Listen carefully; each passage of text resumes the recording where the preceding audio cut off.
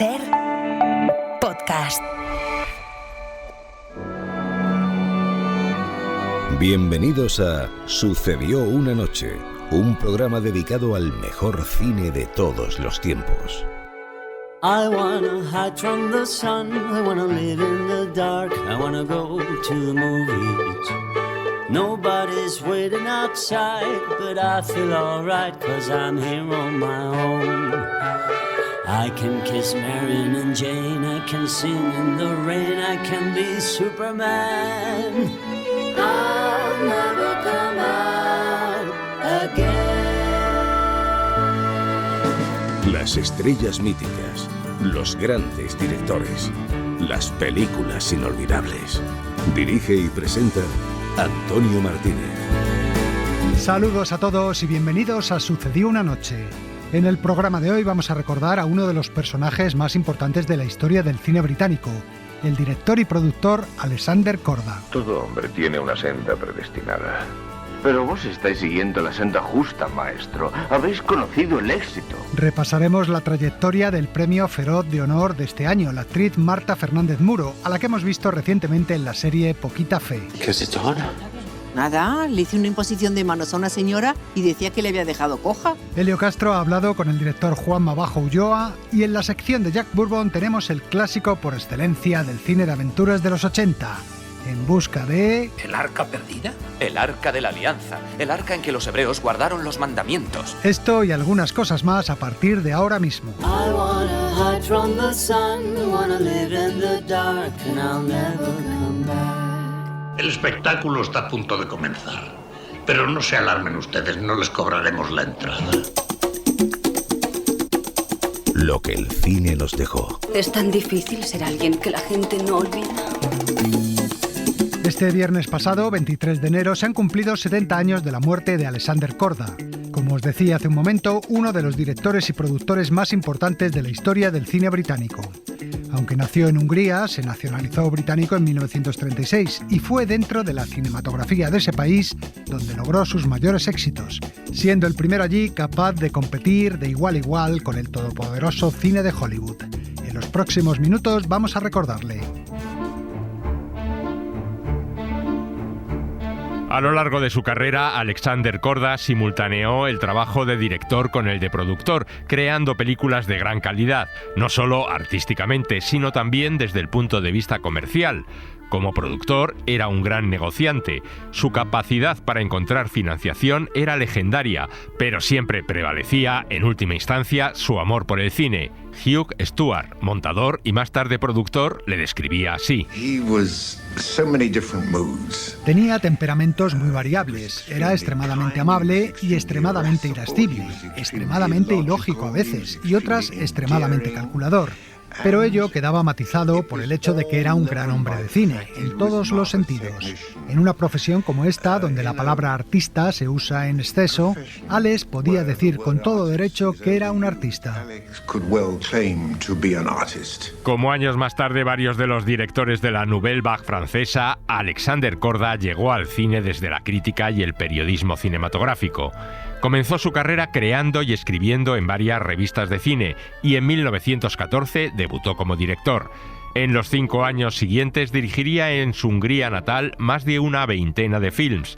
Sin embargo, en 1919, durante el llamado Terror Blanco que siguió al derrocamiento del gobierno comunista, Korda fue encarcelado y pasó casi un año en prisión. Tras su puesta en libertad, abandonó el país, al cual ya no regresaría nunca más. De modo que se presentó en Viena feliz y contento y sin un céntimo. ¿Su pasaporte? ¿Cuál es el motivo de su viaje? Un amigo me ha ofrecido trabajo aquí. En Viena siguió dirigiendo cine. Más tarde lo hizo en Alemania y a finales de los años 20 viajó a Hollywood, donde dirigió algunas películas, como La vida privada de Helena de Troya. En 1931 fue nombrado representante de la Paramount en Reino Unido, por lo que se trasladó a Londres. Pronto, no obstante, rompería con el estudio norteamericano para crear su propia compañía independiente, London Films. Stephen Palos, productor asociado de Korda. Ante todo, su propósito era la creación de una industria cinematográfica británica propia, con gente británica, escritores, actores, técnicos, directores, pero a la vez con la idea de hacer películas no solo para el público británico, sino para el mercado internacional. Korda construyó los estudios Denham y logró un acuerdo ventajoso para la distribución mundial de sus películas con la United Artists. Estaba decidido a darle la batalla en las taquillas al mismísimo Hollywood.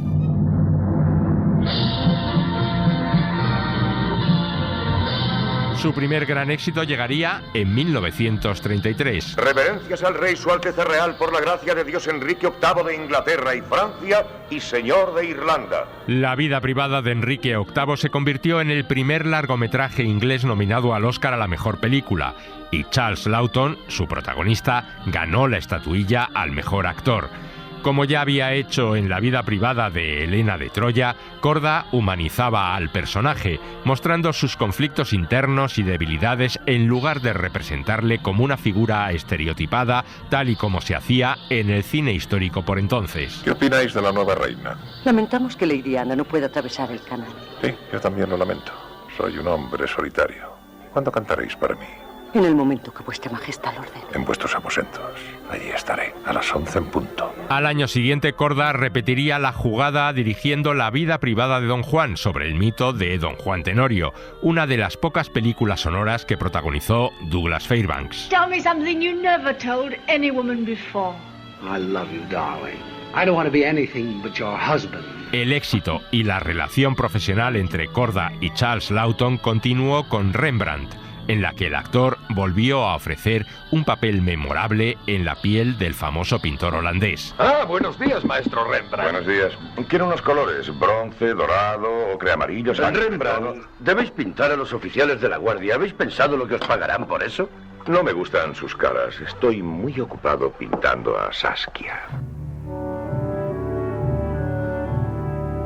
Pero además de estos éxitos como director, durante la década de los 30, Alex Korda obtuvo otros muchos como productor. Pimpinela Escarlata. ¿No habéis oído hablar de él? Hay una banda de ingleses que ayudan a esos malditos aristos a salir del país. Su jefe es el único que ha conseguido engañar a Madame Guillotine. La Pimpinela Escarlata, protagonizada por Leslie Howard, fue otro gran triunfo internacional. Korda continuó explorando la historia a través de una mirada humanista en otras películas de época que producía, como Catalina de Rusia o La Condesa Alexandra. En una de estas películas históricas ambientada en el reinado de Isabel I, Inglaterra en llamas, unió por primera vez en la pantalla a una pareja que se convertiría también en pareja en la vida real. Hola, Vivian. Hola, Sir Lawrence. Vivien Leigh y Laurence Olivier fueron dos de sus mejores amigos y en 1941 protagonizaron la que la mayoría de los críticos señala como la mejor película dirigida por Alexander Korda, Lady Hamilton. Así lo contaba la actriz. Un día, al comienzo de la guerra, mi marido y yo estábamos en New York y recibimos un mensaje de Korda en el que nos proponía hacer una película sobre el almirante Nelson y Lady Hamilton. El objetivo del proyecto era, no obstante, hacer una película de propaganda.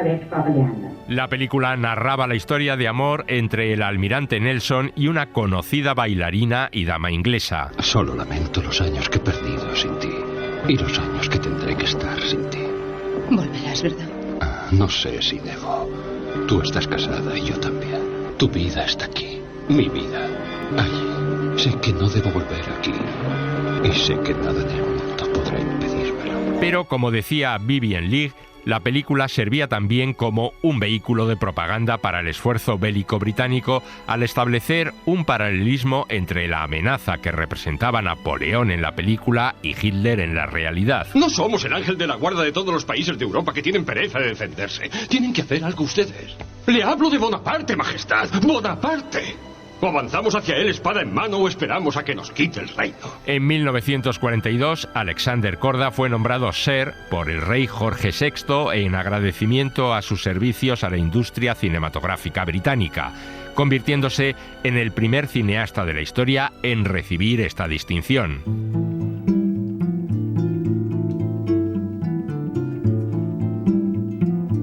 En 1937, Korda había producido Tumai, el de los elefantes, el único largometraje de ficción que rodó el documentalista Robert Flaherty. ¿Qué otro truco le has enseñado a tu elefante? Más bien he aprendido de él. Es tan inteligente, Saib. Desde luego debes aprender de él. Ya aprendo, Saib. Todo sobre los elefantes, observándole. Así llegaré a ser un cazador. Con ella debutaba Sabu, el actor de origen indio, y fue la primera de una serie de películas de aventuras exóticas de gran éxito que produjo Korda. Señor magnánimo y compasivo, dejadme salir y os concederé 3 deseos. ¿6 deseos? Se convertirán en realidad. ¿Lo juras? Por el rey Salomón, señor de todos los genios, es un juramento que ningún espíritu puede violar. ¿Y te portarás bien? ¿No amenazarás ni vocearás? No, señor. Películas como esta, El ladrón de Bagdad, y otras en las que su hermano, Zoltán Korda, hacía labores de director, su otro hermano, Vincent, era el director artístico y Sabu el protagonista. Títulos como Revuelta en la India o El libro de la selva. Buenos días, Shere Khan. ¿Cazador de gusanos? ¿Ladrón de gallinas? ¿No puedes saltar? ¿Eres demasiado viejo? Hoy te despellejaré. No pienso bajar. ¡Sube tú a cogerme! El estudio de Korda también logró bastante éxito con una serie de películas de aventuras coloniales británicas. Lo contaba Charles Crichton, director de películas como Oro en barras, que comenzó su carrera como montador junto a Alex Korda. Creo que Alex vio que había un gran mercado para las películas sobre la construcción del Imperio Británico. Eran una especie de westerns británicos de alguna forma. De todas estas películas de aventuras coloniales, la más notable fue Las Cuatro Plumas, dirigida por su hermano Zoltán, una gran superproducción cuyos exteriores y espectaculares escenas de batalla se rodaron en Sudán. Son más de los que yo creía. Se acerca mucho. ¿Cuándo disparamos? Cuando dé la orden. Tranquilo. Si no puedes ver cómo se acercan, cierra los ojos. Yo te avisaré cuando tengas que abrirlos. ¡Fuego!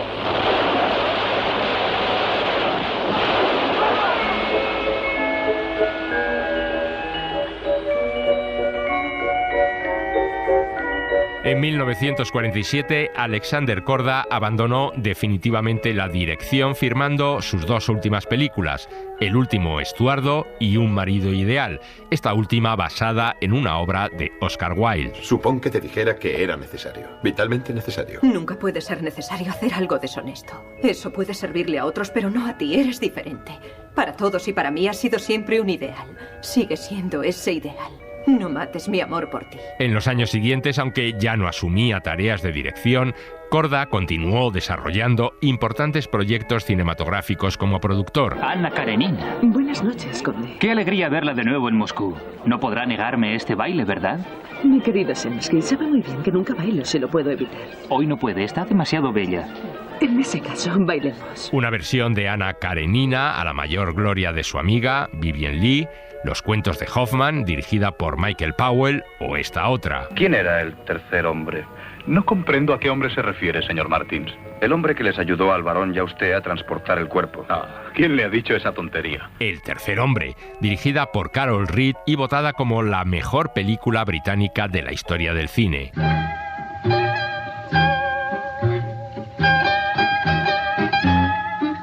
Finalmente, en 1955, llegaron las 2 últimas producciones de Alexander Korda. Que estoy tan toscamente construido que carezco de la gentileza para pavonearme ante una ninfa de libertina desenvoltura. Ricardo III, adaptación del drama de Shakespeare, dirigida y protagonizada por Laurence Olivier, y Tempestad sobre el Nilo, una nueva versión de Las Cuatro Plumas, dirigida otra vez por Zoltán y con la que Alexander Korda introdujo el cinemascope en el cine británico. Soy un cobarde, doctor. Si hubiera sido otra cosa y no soldado, lo habría disimulado toda mi vida. Pero ser soldado y cobarde significa ser un impostor, una amenaza a los hombres cuyas vidas están en tus manos. Creí en todas las razones que di para abandonar mi deber y casi sigo creyendo en ellas. Pero no engañé a mis amigos. Los que me han enviado esas plumas me conocen mejor que yo a mí mismo. Te equivocas, Harry. Eres un hombre de ideales y con una gran imaginación, pero no eres un cobarde. El productor no pudo disfrutar mucho tiempo de su éxito. Un mes después de estrenarse Tempestad sobre el Nilo, Alexander Korda fallecía en Londres el 23 de enero de 1956 a los 62 años de edad, víctima de un infarto.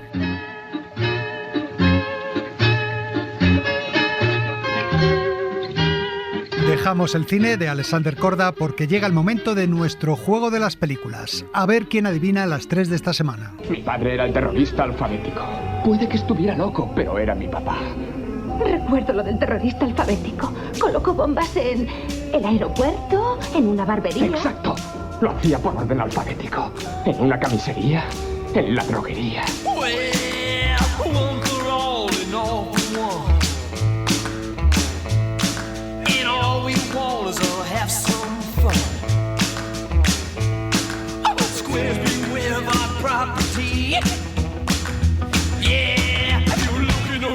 You're looking at me 'cause I'm the king. King Cry, 'cause I'm the king. King Cry, I'm the king. King Cry, a king cry, baby, with a tear in my eye. Hey, if you mess with the king, you're gonna cry. Baby cry, baby cry, baby cry, baby cry. Wow. En América dicen, Zamperini ha muerto. Le han dicho a tu familia que tú has muerto en la guerra. Radio NBC ha dicho, famoso corredor olímpico, Zamperini ha muerto. ¿Quieres decir a tu familia que tú no has muerto?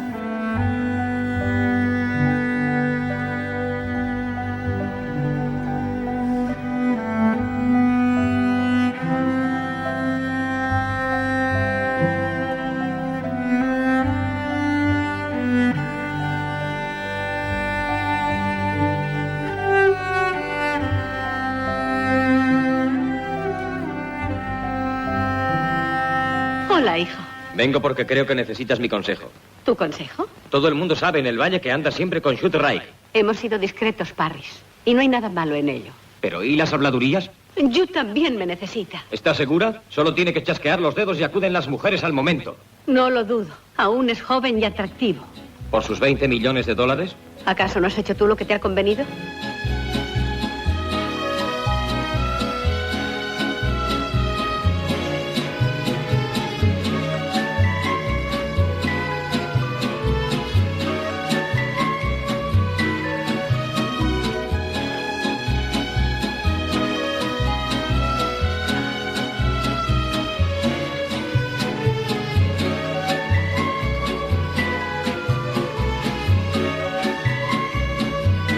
Aquí no hay que esperar a la semana que viene. Las soluciones os las damos ya mismo. Empezábamos con una comedia de John Waters, estrenada en 1990 y protagonizada por Johnny Depp, Cry Baby, en lágrima. Y tras el diálogo sonaba la canción principal de la película, interpretada por James Inbell, que era quien ponía voz cuando cantaba el cantante adolescente al que daba vida a Johnny Depp. La segunda era una película ya de este siglo, Invencible, dirigida por la actriz Angelina Jolie en 2014 y en la que se contaba la historia de un atleta italoamericano que acabó en un campo de concentración japonés durante la Segunda Guerra Mundial. La música de esta película, Invencible, era obra de Alexandre Desplat. Y terminábamos con la que fue la última película de la actriz Claudette Colbert, estrenada en 1961, Parris, en la que la actriz hacía de madre del guaperas Troy Donahue y de amante de Karl Malden. La dirigió Delmer Daves y su banda sonora corría a cargo de Max Steiner. Es que yo me pongo enferma con tanta españolada y con tanto trabuco, sombrero catite y patillas. Sucedió en el cine español. Perdone, ¿españolada dice? ¿Y qué se supone que debemos hacer en el cine español? ¿Alemanadas? Sí. ¿Hungaradas? ¿Americanadas? No, hombre, no, pero entiéndame. La historia de nuestro cine. Este sábado noche, la Asociación de Informadores Cinematográficos de España ha celebrado en Pontevedra su gala anual de los premios Feroz a lo mejor del cine y las series de televisión españolas. Nuestros compañeros del Cine en la SER ya nos han informado cumplidamente de quiénes han sido los ganadores, pero nosotros nos vamos a centrar en la que ha sido el premio de honor de este año, la actriz Marta Fernández Muro. Vamos a darle un repaso a su carrera. La primera vez que las cámaras nos mostraron a Marta Fernández Muro fue en 1965 y fue a través del Nodo.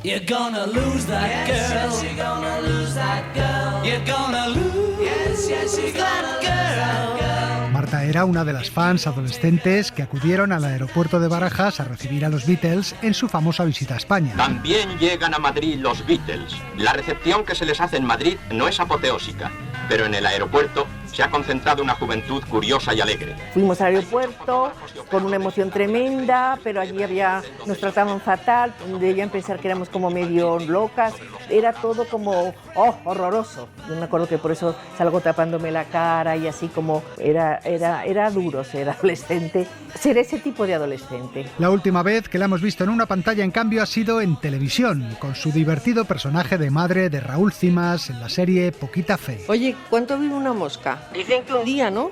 Pues esta lleva aquí una semana. Por la mañana está ahí tranquila, a su aire, se pone a mirar por la ventana, pero por la tarde le entra una actividad.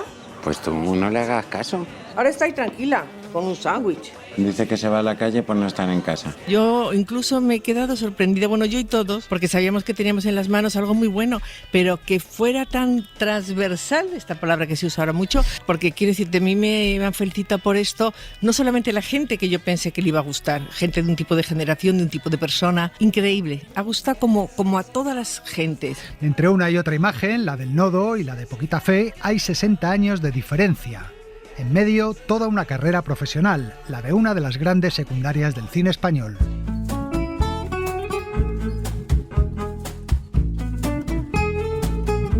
Marta Fernández Muro asegura que de pequeña no tenía ninguna vocación de actriz. Mi hermana Teresa sí andaba con amigos que empezaban a hacer cine y todos estaban, yo creo, enamorados de ella. Y entonces querían hacer cine con ella y tal. Y ella no tuvo ningún interés, le pareció horroroso. Y quizá por eso, porque a su hermana no le interesaba el cine, fue por lo que ella decidió probar con la interpretación. Y entonces veo en el periódico que anuncian una escuela de actores que dirigía José Luis Gómez. Y entonces ahí me apunté. Fue uno de aquellos amigos de su hermana Teresa, el director Ricardo Franco, el primero que le dio un papel en el cine.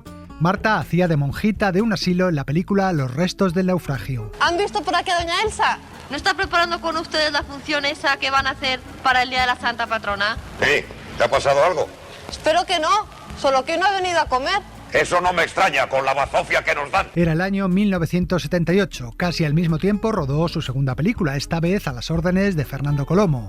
¿Qué hace una chica como tú en un sitio como este? A Colomo sí me empeño yo en conocerle, porque voy a un festival de San Sebastián y veo una película de Colomo que es Tigres de papel. Y yo cuando lo veo digo, pero si es que estas cosas yo las puedo hacer, porque no son ni grandes dramas ni grandes cosas, es gente de ahora, hablando como ahora. Me empeñé en conocerle y me le presentaron. Y entonces me llamó, pero sin papel y sin nada, para hacer lo de la peluquera. ¿Deseas un maquillaje? ¿Una colonia para alguna amiga tuya? No. ¿Un regalo? ¿Quieres unos lápices de labios fantásticos que tengo con sabores naturales? De frutas, mira. Este de fresa sabe a fresa. Y el de plátano a plátano. ¿No es increíble? También apareció en la mítica Arrebato de Iván Zulueta. Para mí fue como el broche de la amistad que entablé con Iván Zulueta, porque yo conozco a Iván Zulueta cuando pues casi no he hecho cine y cuando rueda Arrebato pues se acuerda de mí. ¿Qué años tiene tu primo? Pues depende. ¿Cómo que depende? Es un tío que lleva viviendo 27 años y tiene 12. Conozco muchos. No creo. Con Pedro Almodóvar trabajó en Laberinto de Pasiones, un papel, el suyo, que hoy en día habría generado una gran polémica. Es que mi madre nos dejó hace unos meses, ¿sabes? Y ahora vivo sola con mi padre, que está de los nervios. Y entonces me confunde de vez en cuando con ella, con mi madre. Y entonces me fuerza. ¿Lo hace con frecuencia?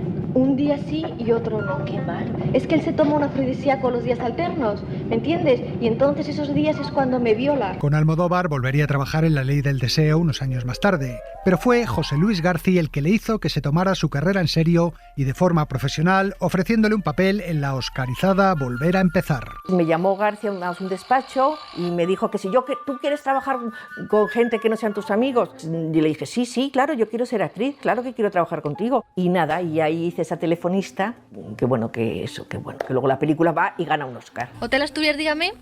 ¿Que llama de dónde? Espere un momentín, por favor, un momentín. Señor Losada. ¿Cuál es el problema, Carolina? Es que llaman por teléfono a la señora Albajara. ¿Y qué? ¿Qué quiere? Pues que le llama el rey. Llaman desde el Palacio de la Zarzuela.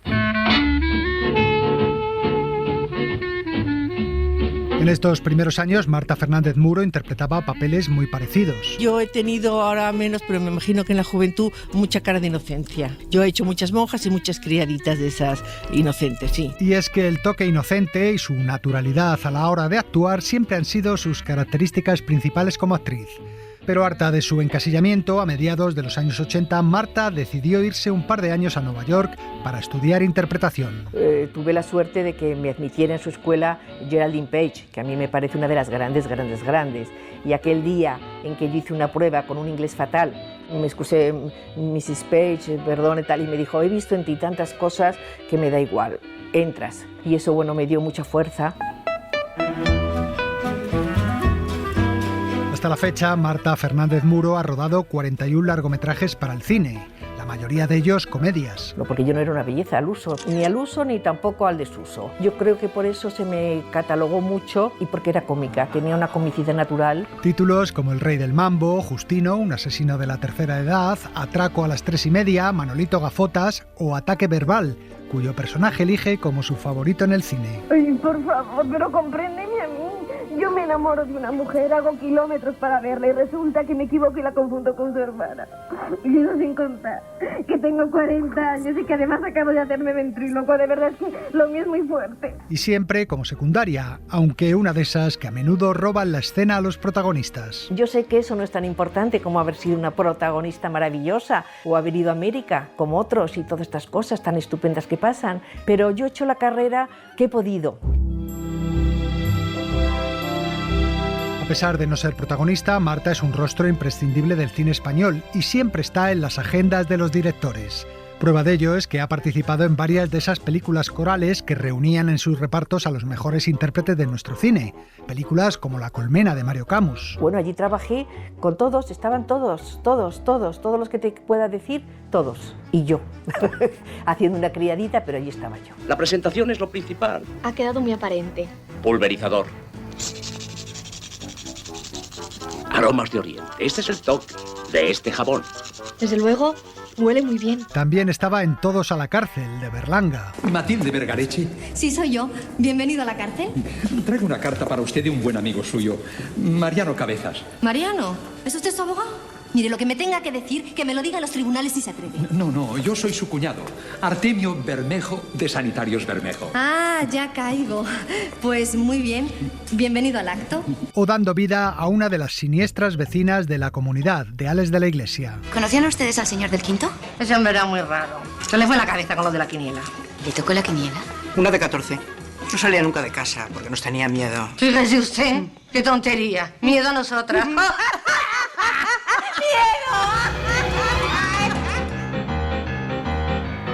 La actriz también ha hecho mucha televisión, participando en numerosas series, y teatro, donde, por ejemplo, se dio el gusto de ser protagonista, produciendo ella misma un par de obras. En un momento dado, yo dije, pues me voy a producir yo las funciones que me gustan. Ya que no me llamaban para papeles mejores o más buenos, o yo cada vez quería más, pues dije, bueno, en el cine no me los puedo permitir, si está fuera de mi alcance, pero sí puedo permitirme una función no es tan carísima. Cuenta también que una de sus mejores experiencias sobre el escenario fue trabajar junto a Nuria Spert en Quién teme a Virginia Woolf. Yo la llevo en mi corazón, porque me acogió bajo su ala. Y eso que cuando me entré en esa compañía me dijeron como que Nuria era un poco difícil. Pues no me resultó nada difícil, nos entendimos de maravilla, nos reímos mucho juntas, porque Nuria tiene esa cara de, bueno, la gran diva, ¿no?, del teatro, pero luego era tan graciosa, tan divertida. En los últimos años, Marta Fernández Muro nos ha mostrado una nueva faceta creativa. Pon también escritora, que me gusta mucho ser escritora y bueno, ya me lo voy creyendo que soy escritora. En 2009 publicó su primer libro de relatos, al que seguiría un segundo 2 años después, y en 2021 su primera novela, La cabeza a pájaros, en la que aborda la historia de 4 generaciones de su familia. Yo en la novela, aparte de que era algo que yo tenía dentro y que quería contar, porque siempre me parecía que eran cosas, bueno, muy peculiares, o por lo menos que a mí me habían marcado muchísimo. Y yo digo, esto tengo que contarlo. Y aparte de que sea mi historia, bueno, está novelada porque yo todo eso no lo sé, los datos. Ahora, claro, lo demás, el envoltorio, hay mucho de novelado. La actriz ya tiene listo un nuevo libro de relatos que espera publicar pronto. A sus 75 años de edad, la ganadora del Premio Feroz de Honor 2025 lleva casi 50 años como actriz y el trabajo no le falta. Claro, a mí no importa que esté un poco más mayor o más joven o más arrugado a menos, porque como nunca he sido la chica bonita, pues bueno, ahora soy la abuela o lo que sea, o la ¿Tú me entiendes? Aparte de sus papeles en televisión, en las series Poquita Fe y Sin Gluten, su última película en el cine hasta ahora es Cuerpo Escombro, protagonizada por Dani Rovira y estrenada en 2024. Ay, Francisco Javier, mi vida, pero ¿cómo estás? Si es que has salido en todas las televisiones en una silla de ruedas. Ay, hijo, te has hecho lírico. Tranquila, mamá, estoy bien, no te preocupes. Eso sí, lo de morir sobre el escenario o en un plato de cine no va con ella. Dice que llegado un momento sabrá retirarse. Mientras pueda y lo disfrute, bien. Ahora, cuando ya es una cosa que te empieza a cansar, empiezas a no entender los códigos, porque ha cambiado muchísimo el mundo, la gente joven es completamente distinta a la gente joven de mi época, se ha hecho un mundo muchísimo más competitivo y yo la verdad que no estoy criada de esa manera. Sabemos que no hay nadie que nos quite, no, lo mucho que bailaron nuestros pies. Lo bailao, que nos quiten lo bailao. Lo bailao, que nos quiten lo bailao. Sucedió una noche. El cine clásico en la SER.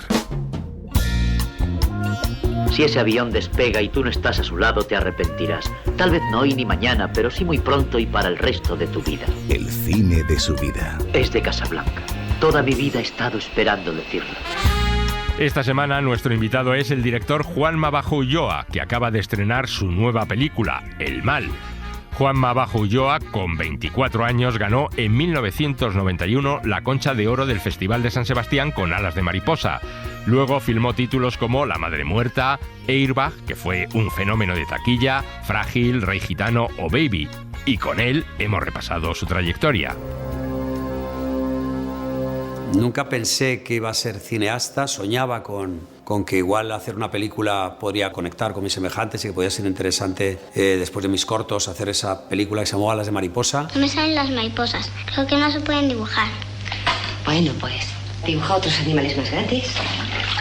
Un pez, un perro. Y de repente me encontré siendo cineasta, ¿no? Alguien me dijo, ¿eres cineasta? Y dije, si esto es ser cineasta, no hay que estudiar en Nueva York, no hay que tener mucho dinero, no hay que caerle bien a no sé quién. Y me encontré siendo cineasta. Y de repente hice otra película y otra y me he encontrado teniendo pues una filmografía. Ese don os hará triunfar en la vida. He encontrado un camino contando las historias que de alguna forma tengo dentro y necesito exteriorizar. Tengo una gran necesidad de conectar con el otro, conectar con mi semejante, y me veía, y lo he dicho muchas veces, ¿no?, como una persona extrovertida dentro de alguien tímido. No era capaz de subir a un estrado a hablar durante 2 horas de algo como puede hacer un cura, ¿no?, que habla del mal y del bien. Tú eres diferente, eres libre, eres sincera, sin prejuicios. Pero encontré la herramienta del cine, que era extraordinaria, ¿no? La música, el sonido, el silencio, los intérpretes, la mirada, la fotografía, la arquitectura, el vestuario, todo eso que me interesaba y incluso se me daba bien, lo podía usar para conectar con el público, para contar esa historia. Y en ese momento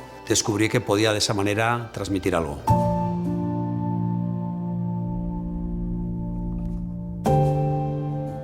Hay gente que me dice, pero ¿cómo puedes pasar de la tragedia a la comedia? Y digo, mira, es que en la esencia del teatro, de la máscara, es la máscara que sonríe y la máscara que está triste, ¿no? Esa es la imagen del teatro y por extensión del cine, ¿no? Contar lo trágico y contar lo divertido, ¿no? El concepto es el concepto, esa es la cuestión. Entonces me muevo en esos dos mundos porque estoy cómodo en los dos, ¿no? Me siento reflexivo en el día a día y de alguna forma me resulta terapéutico contar películas muy íntimas, muy personales, como digo, que hablan del alma, y me siento también muy bien contando las tonterías que se me ocurren, las gamberradas, y metiéndome y tocando las pelotas al prójimo o al poder o criticando todo lo que se me pasa por la cabeza, ¿no?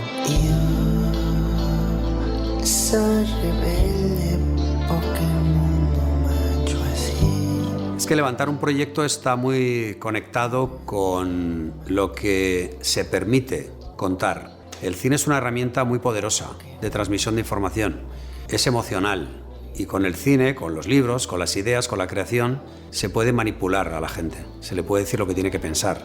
El poder lo sabe. Lo que pasa es que nadie es perfecto en su tierra. Y por ahí van los tiros. Y por eso ha convertido a los cineastas en activistas y a los creadores en propagandistas. Y hay muchos que están muy cómodos ahí porque reciben su paga, ¿no? Y como dice Escotado, la verdad se impone sola. Solo la mentira necesita de subvención. Nuestra sociedad es una sociedad laica, pero una sociedad que se protege de los objetos indeseables. Y yo creo que hay un cine que cuenta no la verdad, sino tu verdad, la que tú consideras que es de libre albedrío, la que tú consideras que es la que tienes que contar, tu camino personal, que si no interesa al poder, no interesa al sistema, se vuelve muy complicado hacerla. España es una mierda. Oiga, esa frase debería ser mía.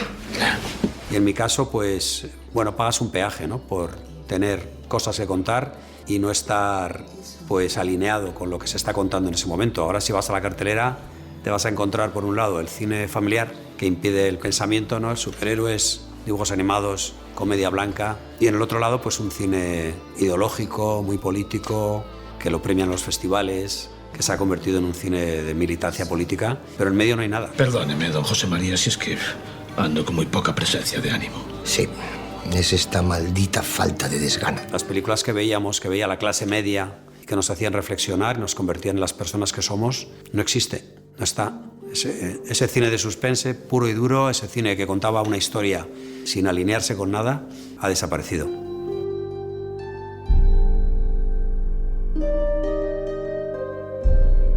Me están recordando o me están hablando de elementos que ven en el mal, que podían haber reconocido de Frágil, de Baby, de La Madre Muerta, de Alas Mariposa, incluso alguien me ha hablado de Airbag también. Tenemos los mismos gustos, rapaceño. ¿Ah, sí? No joda. Y deben estar ahí, ¿no? Pero claro, es una constante porque soy yo el que las hace, ¿no? Me interesan determinados temas, me interesa esa dicotomía entre el bien y el mal. Sí, es cierto, nos repugnan los actos malvados porque nos reconocemos en ellos. Esa necesidad que tenemos de reconocimiento y de ser aceptados, de ser considerados, de ser amados, de ser apreciados, y esa incapacidad que tenemos para ver nuestro lado oscuro, ¿no? Por la cual nos hace decir, no, el mal está fuera, es el otro, el malvado, el que se equivoca, ¿no? El que es nocivo. Y eso yo creo que está en muchas de mis películas. El espejo, que es una metáfora de mirarnos y no reconocernos, no aceptarnos, ¿no? Lo puedes ver en Alas Mariposa, en Baby, en Frágil. Pero me mira a los ojos cuando hablamos, me hace reír, me regala flores. Siempre me ha querido a mí. ¿Así? ¿Hace mucho? Siempre. Yo creo que esas constantes se repiten también, cómo la vida se abre camino, el bebé que nace traumáticamente, la madre y el hijo, todo eso, el mundo femenino, todo eso yo creo que se ha ido repitiendo porque me obsesiona. Es mi naturaleza, mi don. Pero no sé si voy a hacer la siguiente, o sea, no sé si voy a tener necesidad, no sé si voy a tener capacidad para hacerla y no sé si las circunstancias van a ser favorables. Si la hay, pues si tengo una necesidad, pues volver a ver otra película y si no, pues hasta aquí hemos llegado, no pasa nada.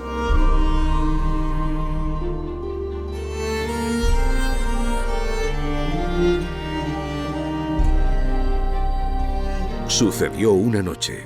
El cine clásico en la SER. Jack Bourbon presenta En pos de la aventura. ¡Rumbo a estribor! ¡Arriba con esas velas! ¡Ya no hay cadenas que nos aten! Las mejores películas de un género emocionante y liberador. No dormiré en toda la noche. ¡Menuda aventura! ¿Qué tal, amigos? La película que traigo hoy, muchos la escogerían como la más representativa del género de aventuras en las últimas décadas y a su protagonista, el héroe por excelencia de este género, un personaje absolutamente inconfundible. Ya lo dice Steven Spielberg. Creo que aparte de Tiburón y E.T. es la única película que he hecho en la que solo con mostrar la silueta del protagonista en la pantalla, el público es capaz de reconocerlo de forma inmediata. Os estoy hablando, ya lo sabéis, de En busca del arca perdida. En realidad, antes incluso de rodar La Guerra de las Galaxias, George Lucas ya había escrito un esbozo de guión de lo que acabaría siendo En busca del arca perdida. Y es que Lucas estaba obsesionado con la idea de recuperar el espíritu del cine de aventuras clásico con el que tanto había disfrutado en su infancia. Su amigo, el director Lawrence Kasdan, había trabajado con él en el relato y suya había sido la idea del objeto de la misión del héroe. El Arca de la Alianza. Esa misión es como un sueño. Representa el anhelo máximo de cualquier arqueólogo. El éxito de La Guerra de las Galaxias hizo que el proyecto fuera posible, Pero en aquellos días Lucas estaba muy ocupado con los siguientes episodios de su saga galáctica y decidió cederle la historia a su amigo Steven Spielberg. Le dije, siempre he querido dirigir una película de James Bond, y George me contestó, tengo algo mucho mejor, se llama En busca del arca perdida. George Lucas haría las veces de productor y Lawrence Kasdan sería el guionista. George tenía muchas ideas que quería introducir en la película, Steven otro tanto, y así, entre los tres, fuimos creando la historia, incluyendo todas esas ideas. Fue Lucas, por ejemplo, quien dio nombre al personaje. ¡Jones! Sí, Jones de apellido y de nombre uno que le quedaba perfecto. Indiana era mi perro, bauticé al personaje con el nombre de mi perro.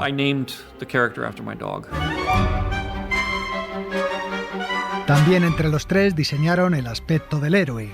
Su indumentaria estaba inspirada en algunas viejas películas que Spielberg y Lucas adoraban. Por ejemplo, el sombrero estilo fedora era similar al que llevaba este personaje. Mira por todas partes. ¿Qué otra cosa puede ser? Solo el oro brilla y centellea así. Es Humphrey Bogart en El tesoro de Sierra Madre. Indy nunca se quita el sombrero. De hecho, durante el rodaje, Harrison Ford se lo pegaba a la cabeza con cinta adhesiva.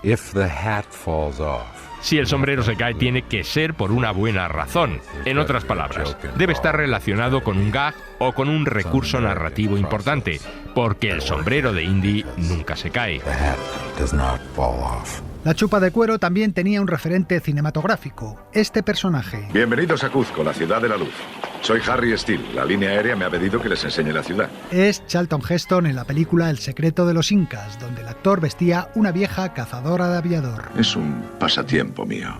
Aviones. Lo del látigo era también un capricho nostálgico que remite a uno de los héroes favoritos de Spielberg. ¿Adivináis cuál? El siempre polémico Zorro. No.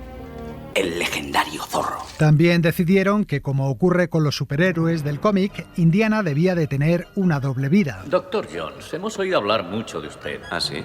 Profesor de arqueología, experto en ocultismo. ¿Cómo se llama eso? ¿Conseguidor de antigüedades raras? El hecho de ser un profesor experto en arqueología y a la vez un aventurero le permitía lanzarse en busca de las reliquias más preciadas. El actor inicialmente elegido para interpretar a Indiana Jones fue Tom Selleck. Este es el sonido de la prueba de casting que hizo. Look, I did what I did. I don't expect you to be happy about it.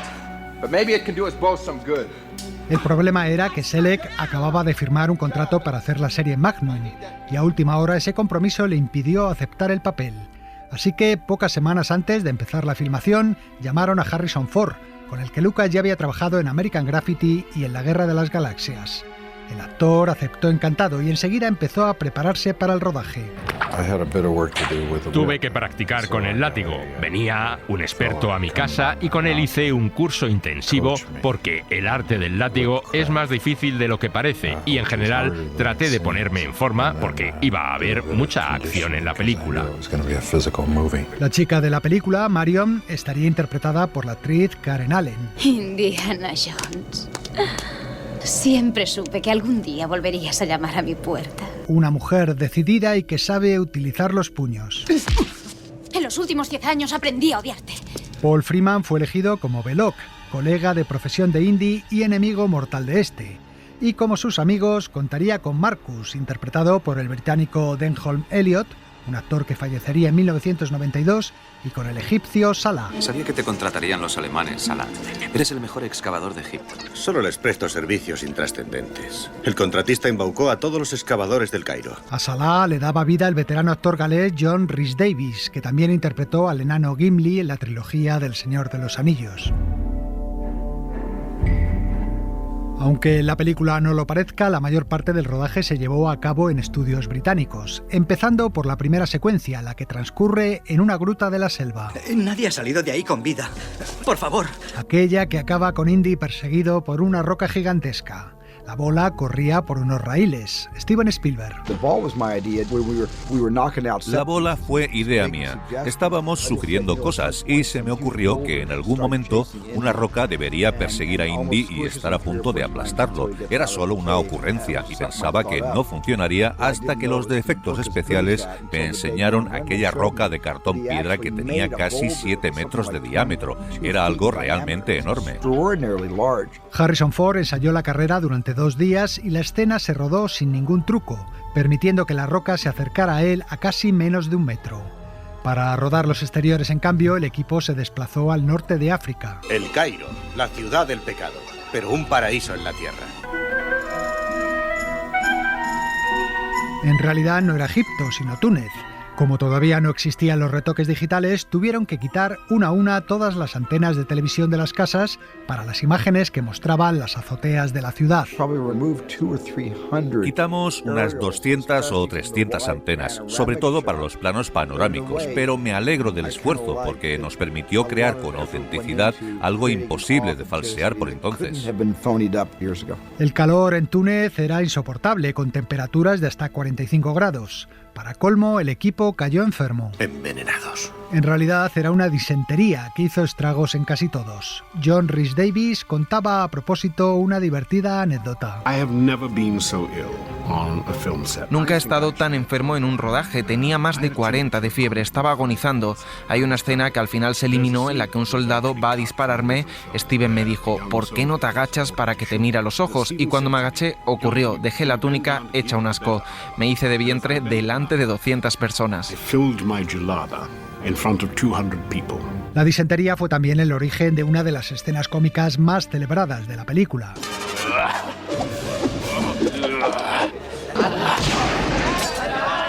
Aquella en la que un árabe con espadón hace filigranas amenazantes ante Indiana y este le pega un tiro sin más. En realidad la escena estaba planteada como una pelea espada contra látigo, pero Harrison Ford se encontraba tan mal ese día que decidieron resolverlo por la vía rápida. Otra de las escenas más recordadas de la película es la del Pozo de las Serpientes. Dios mío, se arrastran por todas partes. En esta escena se utilizaron cerca de 7.000 serpientes de todas clases. Recuerdo esa imagen de las serpientes sacándolas de grandes contenedores y colocándolas por todo el plató. A mí no me dan miedo, pero me provocaron náuseas al ver esa especie de medusa gigante esparcida por el suelo. Para conseguirlas se llamó a los proveedores de animales exóticos de toda Europa. Uno de ellos fue el español Jesús Serrano. Harrison Ford se tiene miedo, sobre todo a las serpientes venenosas, las tiene mucho miedo, pero sin embargo ha sido una persona que ante una serpiente se ha comportado como un verdadero profesional sin aparentar miedo ninguno. Lo cierto es que mucho peor que las serpientes para Harrison fue la escena de la pelea junto al avión. Tú! ¡Ven aquí! ¡Vamos, pelea! ¡Vamos! Harrison Ford. Me resbalé y caí al suelo. Las ruedas del avión que giraba me dieron en la rodilla y me rompí el ligamento de la pierna izquierda. También resultó bastante peligrosa la escena del incendio en el bar de Nepal. ¡Suéltala!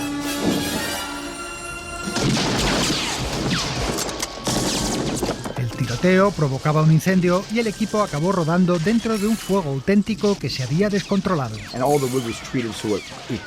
La madera estaba tratada para que el fuego no pudiera extenderse, pero hacía demasiado calor y de repente todo empezó a arder. Las cortinas, las ventanas, el techo, el bar entero estaba ardiendo.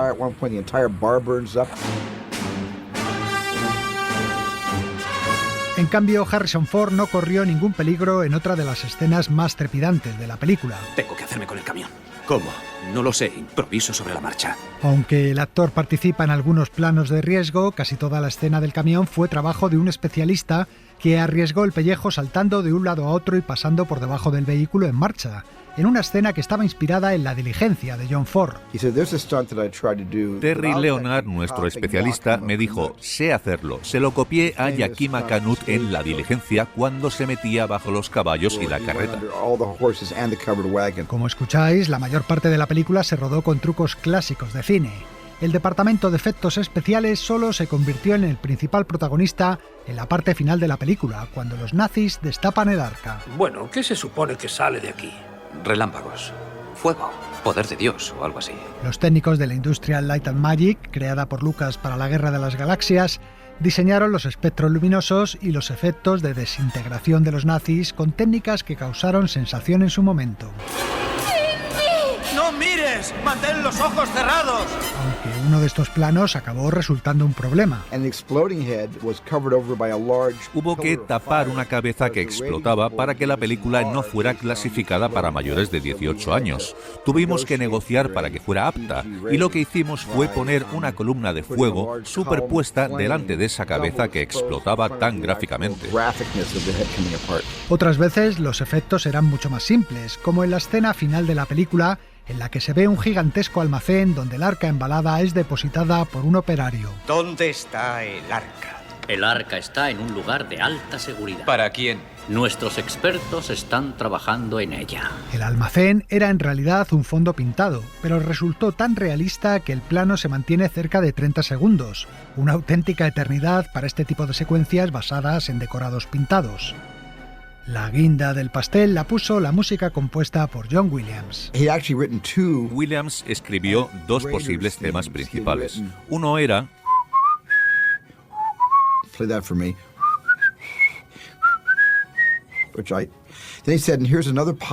Luego había otro que era...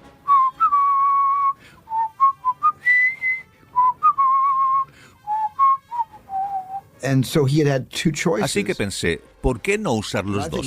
Y eso hicimos. El segundo hace de puente y el primero es la melodía principal.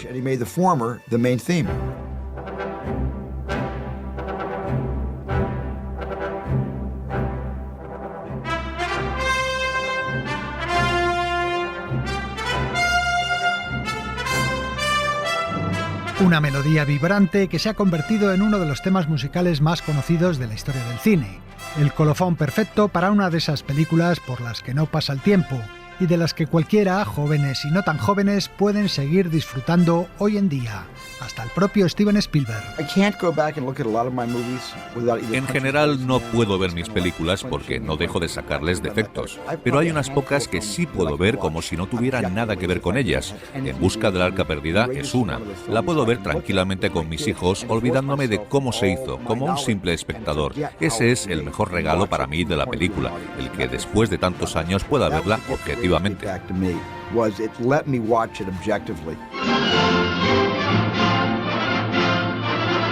En busca del arca perdida es sin duda una película mítica. Esto es historia. Pues sí, y como tal, el vestuario de Indiana y su látigo se exhiben en el Museo Smithsonian de Washington junto al avión de Lindbergh o a la guerrera del general Custer. En fin, amigos, hasta la semana que viene.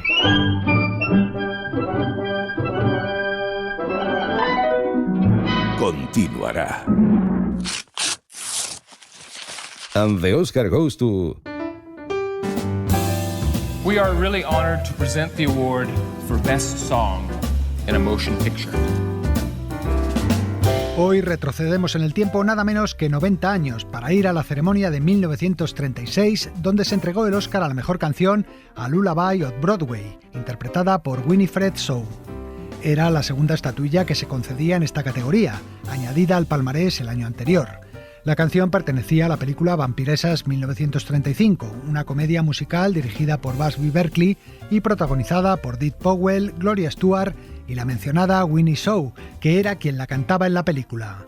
Lullaby of Broadway estaba compuesta por Harry Warren, colaborador habitual de Busby Berkeley, que de esta forma lograba el primer Oscar a la mejor canción de los 3 que conseguiría a lo largo de su carrera.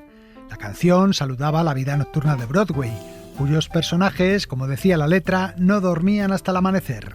La Warner supo aprovechar bien la canción, ya que ese mismo año la utilizó en otros 2 largometrajes suyos, como música de fondo en una escena de Agente Especial, la película de Bette Davis, y en G-Men contra el Imperio del Crimen, el film protagonizado por James Cagney, donde se cantaba en un club nocturno.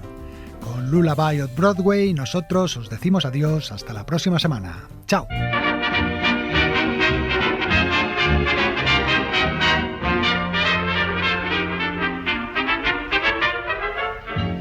Along and listen to the lullaby of Broadway, the hip hooray and ballyhoo. the lullaby of Broadway, the rumble of the subway train, the rattle of the taxis, the daffodils who entertain at Angelo's and Maxine's when the Broadway baby says goodnight. It's early in the morning. Manhattan babies don't sleep tight until the dawn. Good night, baby. Good night. Milkman's on his way. Sleep tight, baby. Sleep tight. Let's call it a day. Hey, come on along and listen to the lullaby of Broadway, the Heidi-Hi and Poopa-Doo, the lullaby of Broadway. The band begins to go to town and everyone goes crazy. You rock-a-bye your baby round till everything gets hazy. Hush-a-bye, I'll buy you this and that, you'll hear a daddy saying, and baby goes home to her flat to sleep all day. Good night, baby. Good night. Milkman's on his way. Sleep tight, baby. Sleep tight. Let's call it a day. Listen to the lullaby of old Broadway.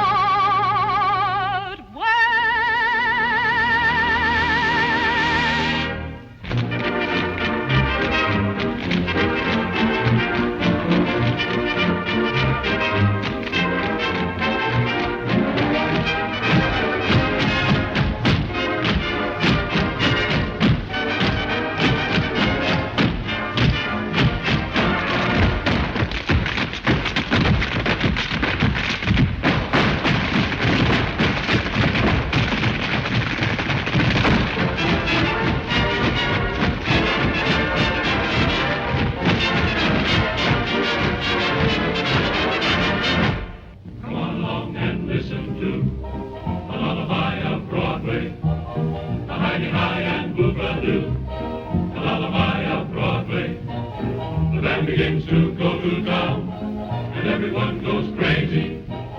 You rock-a-bye your baby round, and everything gets hazy. Hush-a-bye, I'll buy you this and that. You hear a daddy saying, and baby goes home to her flat to sleep all day.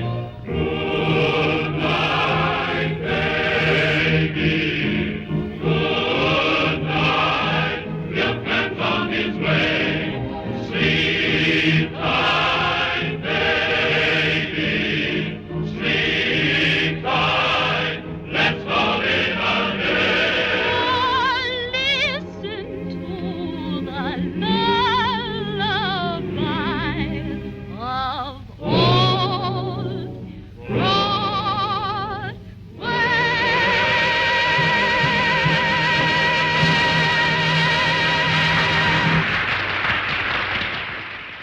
Para no perderte ningún episodio, síguenos en la aplicación o la web de la SER, Podium Podcast o tu plataforma de audio favorita.